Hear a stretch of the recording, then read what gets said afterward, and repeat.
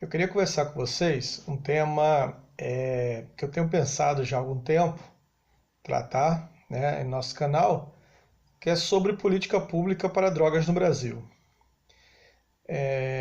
Eu participei recentemente de um congresso, onde a temática do congresso me chamou muita atenção. Em letras bem grandes estava escrito assim: por um mundo sem drogas. Uma ideologia perigosa, uma ideologia perpassada por um discurso religioso. E era um pouco sobre isso que eu quero falar, sobre esse discurso que tem atravessado a política pública sobre drogas no Brasil, na atualidade. A professora e mestra em educação, especializada em saúde pública pelo Instituto de Estudo e Desenvolvimento Econômico e Social da Universidade de Paris, ela tem um livro importantíssimo, que é a Gilberta Al-Serrad. Ela tem um livro muito interessante, onde ela fala sobre a substituição da prevenção das drogas pela educação. Nesse livro, quem tem medo de falar sobre drogas, ela traz uma metáfora desse aspecto a partir da história da Bela Adormecida. Quando ela conta, né, a narrativa da Bela Adormecida, é que a Bela Adormecida, quando nasce, os pais não convidam as bruxas para participar desse processo de nascimento da filha, né, do batizado, e aí as bruxas rogam a praga, que a menina, alcançando uma determinada idade, iria ferir o dedo numa roca, e aí ela dormiria para sempre. Os pais, achando então que a melhor solução para que isso não acontecesse, né, a prevenção, para não acontecesse, era abolir, proibir as rocas no país. E aí foi exatamente o que eles fizeram, baniram as rocas do reino. Só que as rocas existem, né? E aí sobrou uma no sótão. E a menina, ignorante do que era a roca, de todo o processo daquilo que uma roca pode produzir, e com a curiosidade natural, que é característica do ser humano, mexe naquilo que ela não sabia mexer e adormece, até que um dia um príncipe a salva com um beijo. Aí eu pergunto para vocês, né? Não seria mais seguro para a Bela Adormecida crescer, vendo os adultos mexerem na roca, entendendo que aquilo não é coisa para criança, que aquilo exige algum conhecimento, discernimento para usar sem se machucar? E é a partir então desta história que a professora Gilberta vai tratar a metáfora sobre o uso das drogas na contemporaneidade. E é com essa história que eu quero falar um pouco sobre políticas públicas sobre droga no Brasil. Para entender a questão da política pública, né, daquilo que até então estava sendo utilizado, que era a redução de danos, e aí, na virada de 2019, com o atual governo federal, você tem a política de abstinência. Para a gente poder entender todo esse barulho, é preciso que a gente volte um pouco no tempo, de como essas políticas públicas começaram, né, a funcionar. E aí a gente vai voltar lá no governo Fernando Henrique, entendendo as lógicas entre a segurança pública e da saúde pública, vistas então no embate entre essas duas políticas instituídas pelo governo brasileiro, né? A Política Nacional Antidrogas, regulamentada em 2003 pela Secretaria Nacional Antidrogas, tá? Estrutura criada pela medida provisória 1689, no ano de 1998, no governo Fernando Henrique, e modificada então pela Secretaria do governo Lula para Secretaria Nacional de Políticas sobre Drogas. Então sai o nome antidrogas, ou seja, a ideia de combate, né? E entra o nome Secretaria Nacional de Políticas sobre Droga, porque a partir de então se pensa numa política de atenção integral ao usuário de álcool e outras drogas no Ministério da Saúde, né, instituído então em 2004, a partir de estudos, né, que possam olhar essa questão da toxicomania, né, da drogadição, por um outro aspecto. Então a política de segurança pública, ela seguia a lógica do proibicionismo, caminho oposto à tentativa de construção do SUS e da reforma psiquiátrica, em que o cuidado da saúde não deveria estar atravessado pela compreensão moralizante do uso da droga, que é do discurso do proibicionismo. A lógica de tratamento para o usuário de drogas na política pública de saúde, a partir desse documento de 2004, estaria pautada então pela redução de danos, que não prioriza necessariamente a abstinência. E aí, a partir de então, passou a existir um embate entre os gestores e trabalhadores da saúde, implicados com cuidado na lógica da redução de danos e na defesa do SUS, devido ao caráter proibicionista do tratamento que era adotado pelas comunidades terapêuticas. Mas com a inserção da comunidade terapêutica na própria rede de cuidado ligada à política de segurança, já que é através de um edital da Secretaria Nacional de Política sobre Drogas, que é o SENAD, vinculado ao Ministério da Justiça, que as mesmas, então, as comunidades terapêuticas passam a funcionar contando com os saberes e as práticas das disciplinas psis, mas aliada à lógica religiosa da moralização do sujeito. Então é a partir dessa proximidade política que você vai começar o embate. Por um lado, o SENAD, Secretaria Nacional sobre Drogas, aliado ao Ministério da Justiça, por outro lado, o SUS, que responde ao Ministério da Saúde. Então, o exercício de poder gerado no embate entre as forças democráticas e as forças totalitárias acaba resultando, então, em um jogo de contradições entre a Constituição brasileira, que garante o direito às liberdades individuais, e o Código Penal, que proíbe que as pessoas utilizem certas substâncias. E aí você vai ver o embate, por um lado, das forças democráticas representadas pela Constituição e sendo representado pelo Ministério da Saúde, e das forças totalitárias sendo representado pelo Ministério da Justiça e tendo como braço o SENAD, a Secretaria Nacional sobre Drogas, e as comunidades terapêuticas. O que são comunidades terapêuticas? Serviços, para quem não conhece, as CTs, mais conhecidas, surgem lá na Inglaterra. No Brasil, a primeira comunidade terapêutica surge em Goiânia, derivado de um movimento religioso. São serviços de internação na modalidade de moradia para usuário de drogas, que passam então a compor a rede de saúde pública através do financiamento estatal. Elas não faziam parte da rede de atenção à saúde, pois não eram considerados serviços de saúde. Só que a partir de maio de 2001, elas são regulamentadas pelo governo Fernando Henrique para funcionar como instituição de tratamento de usuário de drogas, através da Anvisa, que é a Agência Nacional de Vigilância Sanitária, da resolução, mais conhecido como RDC número 101. Só que esse conveniamento com o Sistema Único de Saúde, que é o SUS, como serviço de atenção da rede pública, só vai acontecer a partir de 2011, no governo da Dilma. Então, a problematização que existia no âmbito das políticas públicas no governo Fernando Henrique, Lula e Dilma, você vê, são 3 governos, 2 governos, 2 mandatos do Fernando Henrique, 2 mandatos do Lula, 2 mandatos da Dilma. A problematização que existia nesses 3 governos, e nesses 8 mandatos, dizia respeito ao fato de que tanto o Ministério da Saúde quanto o Ministério da Justiça incidiam sobre a temática, só que em perspectivas diferentes.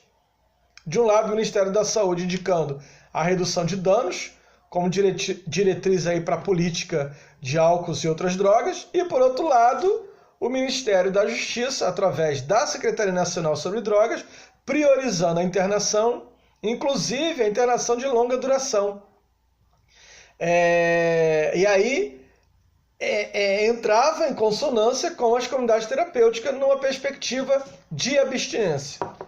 Só que a verba que financiava os leitos nas comunidades terapêuticas vinha não do Ministério da Justiça, mas do Ministério da Saúde, que deveria legislar exatamente no sentido oposto do que estava sendo colocado, então, pelo SENAD, porque o Ministério da Saúde preconizava a redução de danos como diretriz para o tratamento. Ao contrário das comunidades terapêuticas do Ministério e da Secretaria Nacional sobre Drogas, do próprio Ministério da Justiça, que preconizava, então, a abstinência. A partir do decreto 7.179, né, de 2010, e do edital, então, de conveniamento das comunidades terapêuticas, subsequente aí ao decreto, Senad e Ministério da Saúde se articula na operacionalização da política de drogas. Assim, no final de 2011, ou seja, estamos já no governo Dilma, o governo federal anuncia um investimento de 4 bilhões em ações para enfrentar o crack.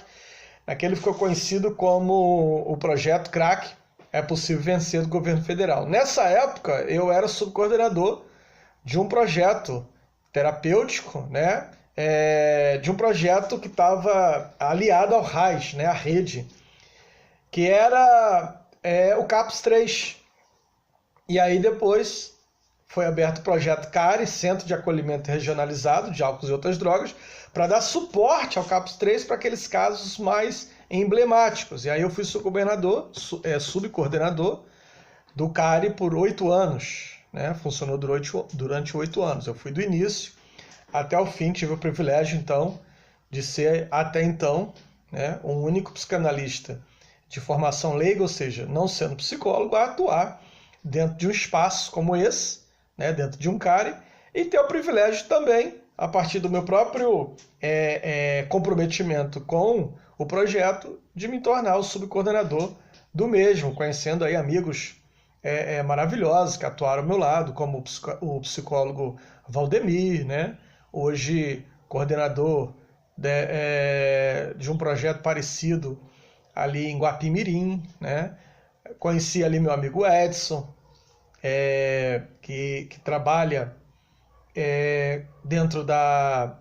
trabalhou durante muitos anos no SOS Vida, né? Técnico de reabilitação, o psicólogo Maurício, foi coordenador também ali em Seropédica. Quer dizer, eu conheci várias pessoas muito boas, se tornaram meus amigos, são meus amigos até hoje, dentro dessa articulação.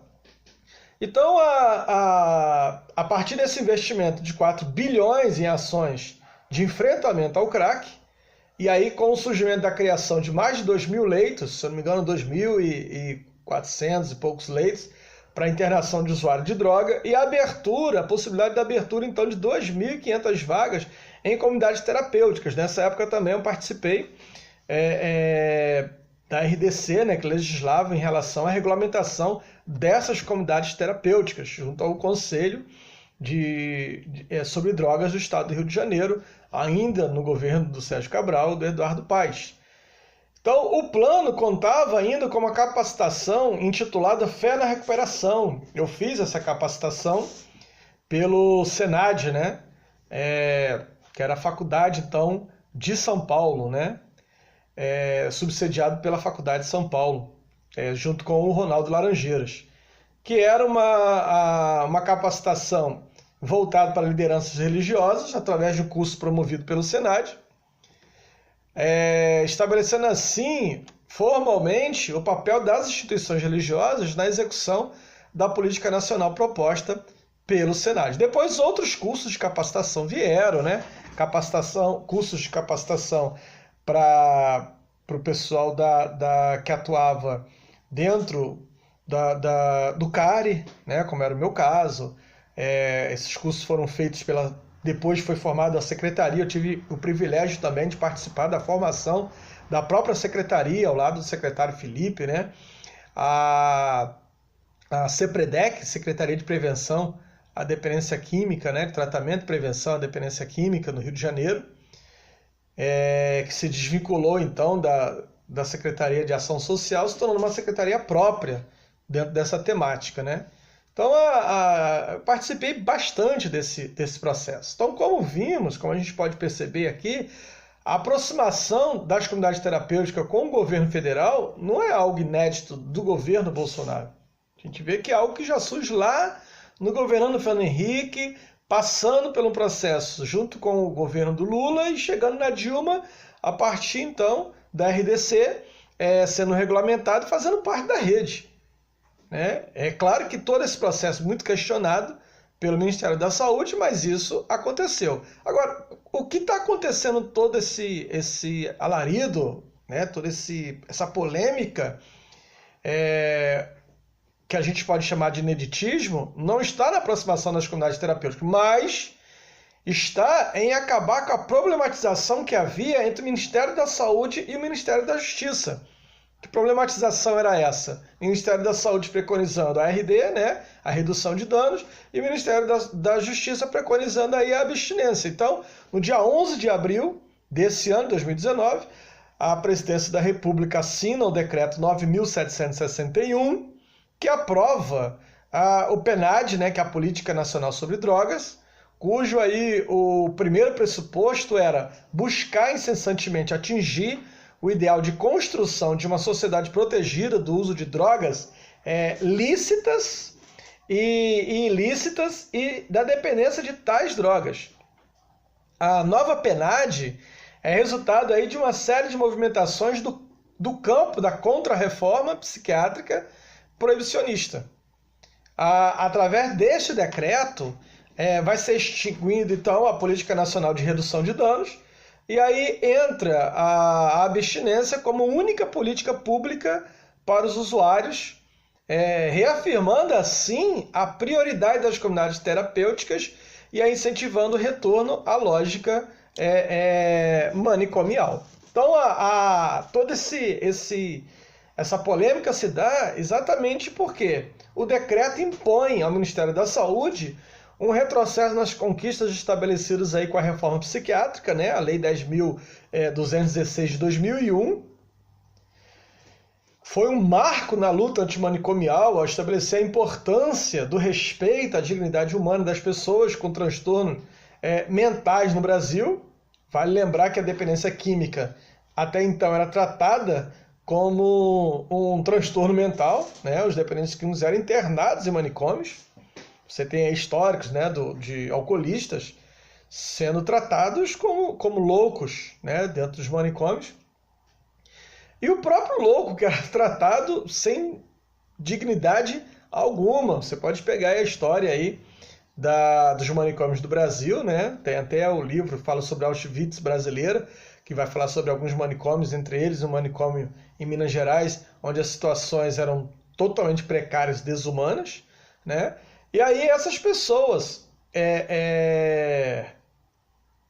tratadas dessa forma, sem dignidade nenhuma, né? E aí você tem Nice da Silveira, todo o movimento que vai surgir, que a gente vai chamar de luta antimanicomial, que estabelecia a importância do respeito à dignidade humana, que colocava o Brasil na rota, então, dos países que lutavam aí em relação aos direitos humanos, né?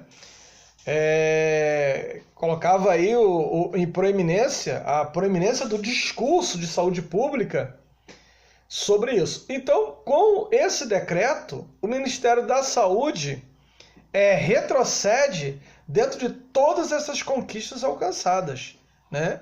E aí você tem, pela primeira vez na história desse país, o Ministério da Saúde tendo que se encaixada dentro do discurso da saúde pública para a pasta do superministro, então, Sérgio Moro, sendo o Ministério da Cidadania, o Ministério da Justiça e Segurança Pública os responsáveis, então, pela articulação e implementação da PNAD. O Ministério da Saúde nem é citado no decreto, como parceiro aí nas ações da PNAD. A única menção que se faz ao Ministério da Saúde é nas referências bibliográficas utilizadas para alertar aí sobre os efeitos maléficos do uso da narguilé.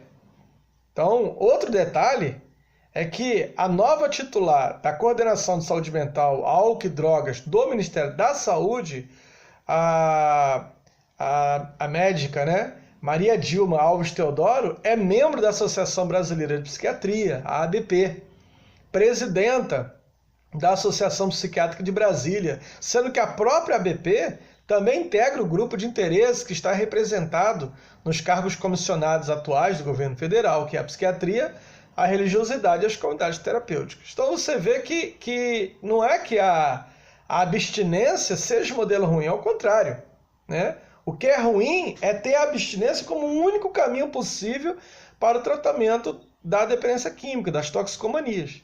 A lógica da redução de danos é o princípio básico de respeito ao sujeito.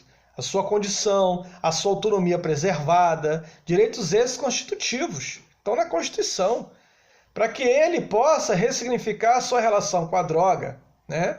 Para que o próprio sujeito faça isso. A redução de danos, ela não se opõe à abstinência, ao contrário, ela objetiva alcançar a abstinência. O discurso dessa galera da ABP, né? O discurso desse pessoal que hoje enfatiza a abstinência como política pública nacional é que falta legitimidade científica para a redução de danos. Só que eles ignoram pesquisas. Eles ignoram pesquisas. E pesquisas, inclusive, realizadas no próprio Brasil, no nosso país. Não estou nem falando de pesquisas internacionais. Há uma pesquisa, por exemplo, do Laboratório de Estudos e Pesquisa em Saúde Mental e Atenção Psicossocial da Escola Nacional de Saúde Pública, Sérgio Arouca, ligada à Fiocruz, que mostra a redução de danos como política de sucesso em diversos países onde ela foi aplicada. Só que é preciso entender que o decreto presidencial ela não atende ao sujeito que está sofrendo dentro dessa demanda. Ela atende aos interesses de mercado, da indústria da loucura, né? Da própria ABP. Haja vista que boa parte desses manicômios, dessas comunidades terapêuticas, elas estão ligadas a médicos, né? A psiquiátricas, ao tratar da saúde e doenças como mercadoria e para obtenção de lucro, né? Na última pesquisa, no último levantamento feito pelo Conselho Federal de Psicologia, 70% das comunidades terapêuticas eram de igrejas religiosas, né, pentecostais. Você tinha 24% da igreja católica e 6% que não estavam ligados a nenhuma religião. Então você vê também que é uma lógica também religiosa. Então, por um lado, o governo acaba atendendo a solicitações das indústrias farmacêuticas, medicamentosas, da Associação Brasileira de Psiquiatria, né, da indústria da loucura, que são os manicômios, e, por outro lado, atende a base religiosa do governo, que são as comunidades terapêuticas. Então, as políticas de redução de danos, eles não cobram a abstinência como condição para o tratamento. Por isso a importância da redução de danos. Só que a abstinência é um dos resultados desejados. Quando a gente, na redução de danos, não cobra o abandono da droga, a redução de danos acaba passando a ter, pelo usuário, uma menor taxa de rejeição. E aí ajuda a esse usuário a criar vínculos de confiança. E aí a redução, né, acaba levando a um resultado desejado, que é a própria abstinência. Eu tenho o prazer de encontrar hoje pessoas que estão há 10, 15 anos limpo, que passaram pelo processo de redução de danos e tratamento junto comigo, né, e que hoje estão abstêmicos. Então, outros, por exemplo, nós trabalhamos com o projeto Crack é Possível Vencer, direto nas Cracolândias, além de Manguinhos, de vários outros lugares, e usuários de crack intensificado, né, usuário intensificado de crack, que hoje estão trabalhando, conseguiram constituir família, né, alguns fazendo uso de medicamentos psicotrópicos, outros fazendo uso da maconha, mas que reduziram o uso de crack, inclusive chegando a não mais usar o crack como droga de eleição. Outros chegaram à abstinência a partir do uso de substâncias menos agressivas e que hoje não fazem uso de drogas, né, nesse sentido abusivo. Então, é claro que a redução de danos tinha, a política em si tinha algumas falhas, né? Uma das falhas que a gente pontuou bastante era o próprio despreparo dos psicólogos para atuarem dentro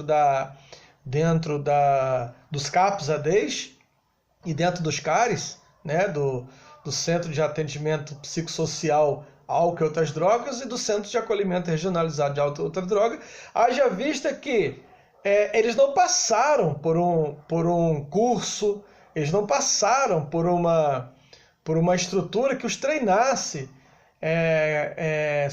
dentro da política de redução de danos. Ao contrário, quando os projetos foram abertos, a maioria desses psicólogos, que os projetos, eu me lembro que eu participei de um processo admissional, né, onde o que foi levado em consideração é se eu já tinha alguma experiência dentro do campo da drogadição, né, dentro do campo das dependências químicas, né, das toxicomanias, como nós falamos em psicanálise.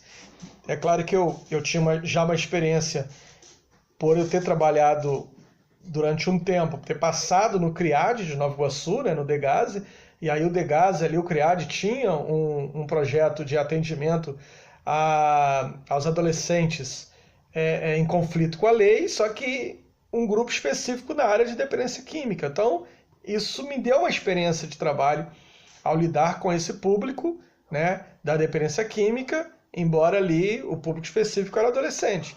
Mas a grande maioria dos psicólogos que vieram trabalhar conosco eram psicólogos que já atuavam em comunidades terapêuticas, alguns ligados aos grupos anônimos, né?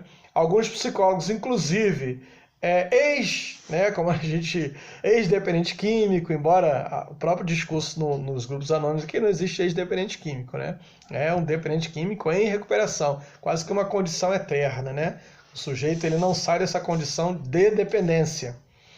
Ele sai da drogadição, mas mantém o discurso de dependência na fala, né, na linguagem. Mas, enfim, isso é um debate que não vem ao caso aqui. Então, esses psicólogos, eles acabavam por não entender de fato o que era a redução de danos, né? Então, era preciso problematizar as próprias noções de redução de danos da maioria desses profissionais, na hora de adaptá-los, então, ao trabalho, né? Há uma ética inerente do cuidado à redução de danos. Inclusive, esta ética que precisa ser observada em um CAPS-AD. Não dá para deixar de acolher as pessoas que não conseguem parar de usar, por exemplo. Além disto, também se deve acolher os casos em que os usuários relatam ter melhorias quando substitui o crack por maconha. O que não significa oferecer ou recomendar a maconha, como eu ouvia diversos familiares ou até usuários, né, dizer, não, o psicólogo mandou eu usar, não mandou usar, o psiquiatra mandou fazer uso. Quer dizer, essa recomendação, esse oferecimento, não fazia parte do projeto de redução de danos. Isso é algo que vinha do sujeito. Então, o sujeito, quando ele trazia o discurso que ele melhorou ao sair do crack e começou a usar maconha, esse era o discurso dele, não do profissional. Eu tive uma experiência, até que foi um estudo de caso que eu apresentei no Congresso de Dependência Química no Rio de Janeiro, feito pela UERJ, onde o sujeito do uso intenso de crack, ele vai para o uso intenso de cocaína, ele passa por um processo de tratamento comigo quando era usuário de crack, ele depois, algum tempo, ele sai do atendimento, 2 anos depois ele volta, só que volta com outro discurso. Ele agora é usuário de cocaína. E no discurso dele, ele nunca usou crack. Ao contrário, ele dizia que ele sentia nojo de usuários de crack e tal. Mas eu tinha o histórico dele. No histórico dele eu tinha um sujeito que durante muitos anos era usuário de crack. Então o sujeito ele apaga todo aquele histórico de vida dele e passa a produzir um outro diálogo. E anos depois o discurso dele agora era um de usuário de maconha. Então, eu tinha um sujeito que vinha do uso intenso de crack e que durante um processo de 10 anos era agora um usuário de maconha. E era um sujeito agora que trabalhava, era um sujeito agora que pagava o aluguel da sua casa. Ao contrário daquele sujeito que 10 anos atrás eu conheci, morador ali de uma Cracolândia, né? Um sujeito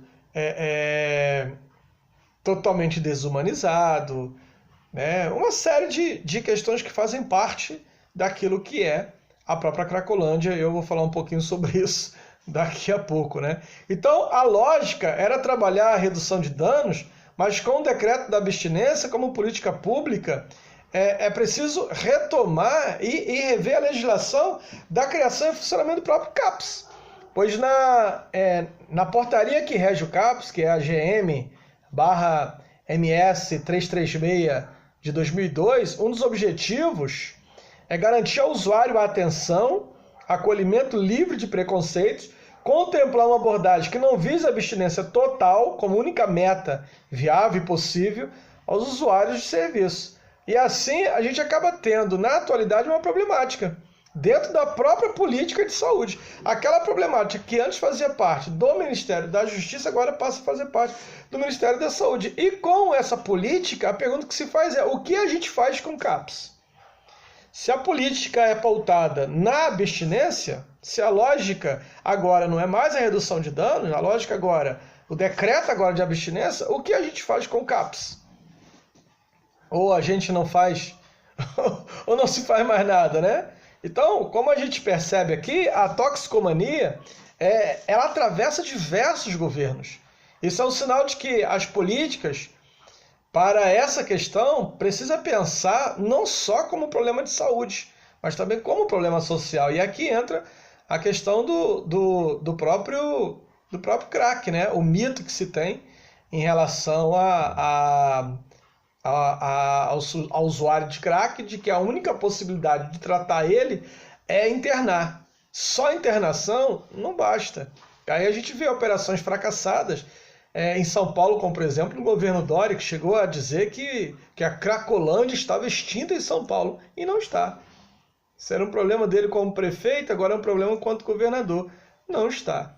Porque a droga não é só um problema de saúde, também é um problema social. Em 2012, diversas organizações ligadas às Nações Unidas, né, emitiram um parecer recomendando que fossem fechados no mundo todos os centros dedicados à internação compulsória do usuário de droga. Na 70ª Assembleia Mundial de Saúde, que ocorreu em 2017, a Organização Mundial de Saúde recomendou aí a adoção de estratégias de redução de danos como forma de lidar com as questões sociais relacionadas aí à dependência de drogas, garantindo aí acesso a todos ao serviço de saúde. Para a Organização Mundial de Saúde, a redução de danos era um passo necessário para garantir aí uma abordagem humanizada desse problema, né? Também é a redução de danos a abordagem sugerida pela ciência hoje disponível sobre o tema em quase todos os países. Redução de danos, gente, não se restringe à troca de seringa, distribuição de camisinha, não. Ela foi e segue sendo um fenômeno de novas possibilidades de percepção do mundo, novas possibilidades de mundo ou apenas novas possibilidades. A gente não pode reduzir o discurso da redução de danos, né, a uma distribuição de camisinha, distribuição de seringa, como eu estou acostumado a ver algumas pessoas falando, né? Aplicar a abstinência como único modelo possível de tratamento e como meta de um governo federal é ignorar, por exemplo, aquelas pessoas que não querem ou não conseguem atingir a abstinência. É preciso que haja serviços e técnicas destinadas para a abstinência e serviços e técnicas destinados para a redução de danos. Nós não estamos aqui fazendo apologia só à redução de danos. É preciso que haja os dois instrumentos, como nós vimos que acontecia no governo Fernando Henrique, no governo Lula, no governo Dilma, né? Os dois instrumentos. As comunidades terapêuticas apregoando aí a redução, a abstinência, mas a saúde com a redução de danos. Agora, o próprio conceito de redução de danos, quando é ampliado, já inclui a abstinência. Preciso também entender isso. Então tá aí a minha contribuição um pouco sobre o tema, tá? O tema é complexo, porque a própria toxicomania, ela é complexa, é uma doença multifatorial, multicausal. Então você não trabalha sobre esse tema com um olhar enviesado, engessado, com uma política única. Não é só um problema de saúde, é um problema social também. Os usuários de crack que chegavam até nós apresentavam diversos problemas sociais, como, por exemplo, um problema de moradia. Em sua maioria eram moradores de rua. Problema de emprego, em sua maioria eram pessoas desempregadas, antes até do uso de drogas. Tem também uma questão de gênero, tem uma questão de extrema pobreza, de miséria. Então havia várias questões sociais. Outro detalhe também é que você não tem uma política voltada para o gênero.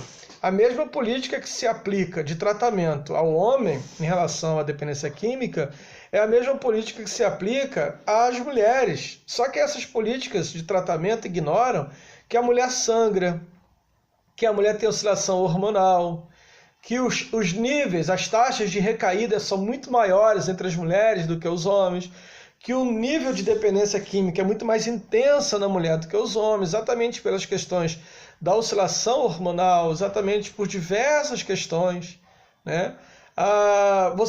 Nós temos poucos estudos voltados para essa questão. Outro detalhe também era a comunidade LGBT. Na maioria das comunidades terapêuticas, a comunidade LGBT ela é ignorada, o sujeito ele é ignorado dentro da sua sexualidade, né? O uso do nome social, que na época do CARE nós implantamos, isso em 2008, nós já havíamos implantado o uso do nome social, foi um discurso que nós tivemos no Estado sobre o uso, e havia uma resistência muito grande dos próprios psicólogos em admitir que o sujeito usasse o seu nome social, né? Muitas vezes na amnésia ali que os psicólogos faziam, que a assistente social fazia, você estava ali escrito que o sujeito era homem, quando na verdade ele se via como ela. Ou estava escrito mulher quando ela se via como ele. E isso era ignorado pelos profissionais. Então, assim, havia um despreparo dos profissionais para estar lidando com esses públicos. E ainda há um despreparo dos profissionais para estar lidando com esses públicos. E isso dentro da área da saúde. Imagina dentro da área, né, da justiça, né, das comunidades terapêuticas que tem um olhar religioso. Eu participei de um congresso feito pelas comunidades terapêuticas, na época até nós tivemos a presença do Ronaldo Laranjeiras, que é um defensor ferrenho das comunidades terapêuticas, né? E aí, num dos discursos de um dos especialistas ali presente, ele dizia que era preciso tratar a dependência química, era preciso tratar a homossexualidade. Eu falei, caramba, aquele preletor que estava ali na função de treinar as pessoas que trabalham nas comunidades terapêuticas, colocava a homossexualidade no mesmo nível de patologia da dependência química. Então, olha, a loucura estava instituída ali no debate, no discurso, e era um discurso de tratamento, de treinamento para pessoas que iam lidar com esse público, né? É claro que você não vai ter esse discurso no Dr. Ronaldo Laranjeiras, ele sabe separar as coisas. Mas esse discurso está muito presente, muito enraizado nas comunidades terapêuticas, porque é um discurso perpassado pelo quê? Pela lógica religiosa. E a lógica religiosa, né, é uma lógica que não permite o diálogo, né? É rígida em suas regras. Então tá aí a minha contribuição, esse é um assunto muito longo. Se você gostou aí, você fica à vontade para divulgar o vídeo. Um abraço a todos.